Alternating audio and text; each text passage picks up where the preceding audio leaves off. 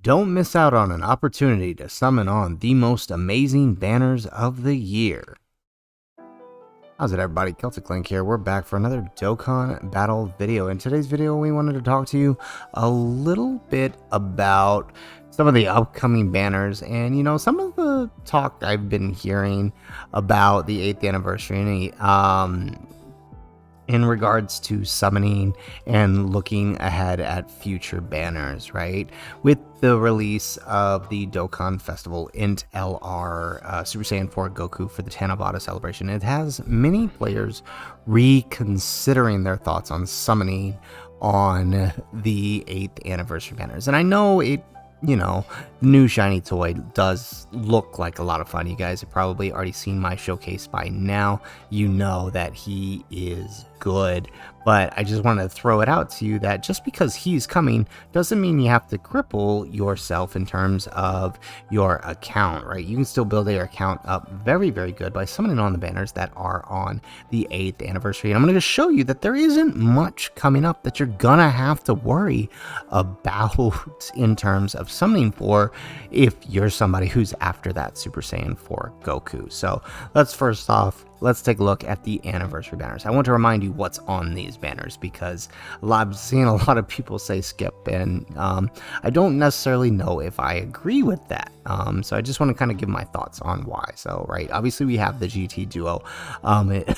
These are, next to the LR Super Saiyan 4s, the best partners for that new Goku. While the Super Saiyan 4s do share more links, they're going to be putting out higher damage at first. These guys, once built up, plus their revive support, are going to be functioning much better and allowing the Goku to shine a little bit more. So I would definitely say that this banner, above all else, is the least amount of skip, right? Simply now for that new Goku existing. But remember, this, as far as we know right now, has been the only return of the Gamma 1 and the Gamma 2 on both banners, right? So, I mean, if you're thinking about skipping, who knows the next time we'll get to see the Gammas? Possibly worldwide if we're lucky, but, is that a gamble you're willing to take? I mean, I don't know. That's something you have to make a decision for yourself. If you're somebody who missed out on the Gammas, I would say that these banners are far too valuable because depending on the theme of the worldwide, we may or may not see the Gammas return there. Obviously, less enticing are the worldwide units from previous years. The Super Saiyan Goku and the Super Saiyan Duo, while they do have their uses and can be fun to use, are obviously going to be returning a month shortly after this anniversary. So there's a good chance that, maybe they bring the value down. But aside from the 6-year Annie, I would like to point out that this guy is getting an Easy A at the end of the anniversary, right? In part 3, we get the Easy A's for the blue fusions, and if you are missing this Vegito, I'm telling you, hands down, he's the best Easy A LR in the game. He's just that good. So, you don't want to be missing out your chance to summon extra copies of him or summon for your first copy of him if you haven't gotten him already. Bootank's not as worried about, right? Because he will probably show up on the LR banner on the worldwide. And then, flipping over to the Z Duo banner, kind of the same situation, right? We have the return of the Gamma 1, the return of Cooler. Now, if you missed out on Cooler, only got out your 55% copy last year, right? This has been his first return in almost a year. And while he is returning next month, he's a lot more valuable for players than I would say this Super Saiyan Duo is. So just wanted to kind of throw that out there for you guys, that these banners are still incredibly powerful. The Gogeta is really good, and again, like the Bootanks, who possibly could be coming up in EZA, so could these guys, but they should also return on the worldwide banner. So I mean, all in all, no matter what they do, this banner is going to be pretty darn good, because nothing coming up pales in comparison to it, right? We look at the banner that's probably going to follow it. We have the Dokkan Festival AGAL banner, and this is her banner. Aside from the return of the Fizz Path to Power Goku, there's not much here, right? Ginyu's okay now. I would say he's definitely not at the top where he once was, but he's, he's all right. The ROF Blues, as much fun as I have with them, aren't as good as some more recent Dokkan Fest. Following that, the next coming up banner should be the Turles banner here. Now, this banner actually does have quite a bit of value for a lot of players, right? As a lot of people probably skipped Bardock and Yamcha, and they are both returning on his banner, as well as Turles being pretty good himself. But this banner should be the post-worldwide banner, right? And if we look at last year's worldwide celebration, these were really good banners, right? And they had two banners, two carnival banners, right? So two Dokkan Fest, two carnival banners, both introducing really powerful units. And so worldwide is probably going to be bringing units just as powerful as these guys were last year, including the part 2, right? Well, the part 2 weren't as hype as the first part. They were still pretty good. This metal cooler is so useful. I would hardly say that, outside of this celebration, that's it. Right, there's only one more Dokkan Fest that will be coming to global in October, right? And that's it. And it's probably not going to be anything too crazy that would take away from a big celebration like the Tanabata celebration that's introducing this guy, right? The banners, no matter what it is, right? Like, it'll probably be the return of the GT17 probably on that banner, but other than that, I can't imagine the banner being too crazy, whatever the next unit is after this Tanabata celebration.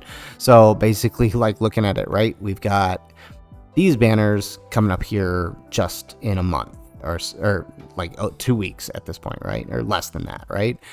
We have the 8th anniversary banners. Then we have the part 2 carnival banners, maybe not as enticing, right? I would say, more so than the part 2, right? Part 1, you should definitely summon on. Maybe part 2, where are the banners? I always lose them here. They hid them. There it is, down here, right? The part 2 banners, maybe not as enticing, as good as Kai Goku is, right? Comparatively to the part 1 banners, they are significantly better. So, aside from that, right? So you've got July, we've got these 2 banners. August, we've probably got Kale, right? Following her, we'll have the worldwide, which will bring back Cooler, the Metal Cooler, the AGL Super Saiyans, and the Bird Goku, along with whatever comes in part 1, right? I'm sure those LRs are going to be fantastic, and the stones you've built up during Anniversary will probably more than suffice for what you need for worldwide, considering this celebration also gives you a ton of stones. And then from there, in September, we get Turles. October, like I said, will be the Dokkan Fest following the July, or following July, August Dokkan Fest for JP. That'll be our October Dokkan Fest, and from there, we go straight into November. And from November, right, we will see the Tanabata celebration. I believe Tanabata will be November again this year, right? There's no way the post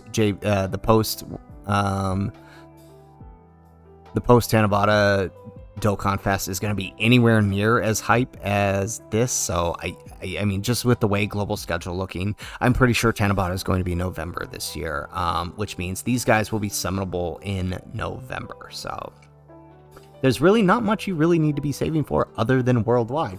And between Anniversary and worldwide, you'll get more than enough stones to recover whatever you decide to go in for in part 1 of the Anniversary. I would hate to see you guys miss out on these banners because they are so good. And getting the GT Duo here is definitely a plus.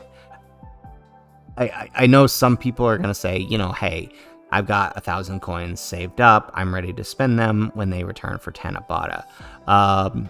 But who knows? Maybe the worldwide LRs end up being way better than you thought, and you might get shafted there, and then you're gonna have to save the coins for that instead of this, right? Whereas in Anniversary, not only can you summon here, there's 3+1s, there's tickets.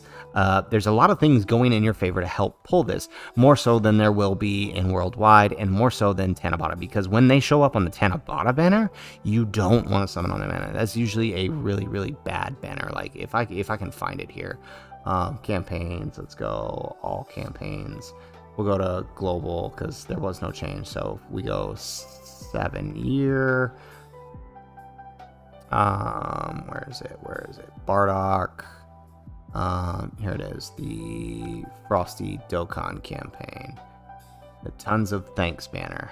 We can find it here. So there is the Vegeta and Trunks. So Vegeta and Trunks were December last year, but I don't think that that's going to happen this year.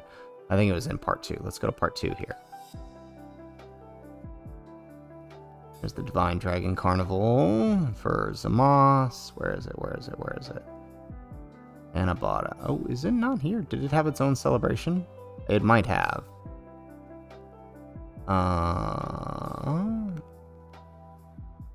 Where is it? Is this another one of theirs where they just kind of hit it? Super Strike, Boss. Can I not find it? Oh, there it is. We missed it. We just didn't go far enough, right? So this was the Tanabata banner. This is the Starry Winter Night Dokkan Festival, right? So this is the one, for us, it comes in December. No matter when the actual Tanabata unit comes, this banner will always be in December. For JP, they're both in July. And look, this is the banner that returned the 7-year LRs. The banner that will return the 8-year LRs will be very similar. There are way too many featured units for you to be summoning on this banner. You do not want to summon on this banner.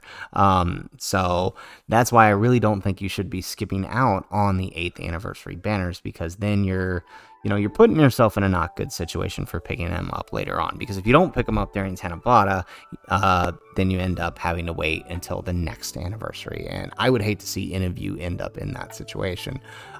So trust me when I say, guys, don't miss out on these 8th anniversary banners. They are just too good, especially picking up the GT Duo now, right? Having them primed and ready to go for when the Goku drops, it's going to put you in a lot better position for when he drops, right? Because then you've got them ready to go. You don't have to wait until December to purchase them with your coins, because, right, if this guy comes in November, like I think he is this year, you still got another month before you can pick up the LRs, which, you may not necessarily want. So anyways, guys, I know I kind of rambled on a bit, but that is the video. That is just my opinions on whether or not you should be skipping the anniversary banners. I don't think you should, but that's just my opinion. Let me know in the comments down below what you think, if you agree or disagree with that opinion. Let me know in the comments down below. Otherwise, guys, if nothing else, thanks for watching, and aloha.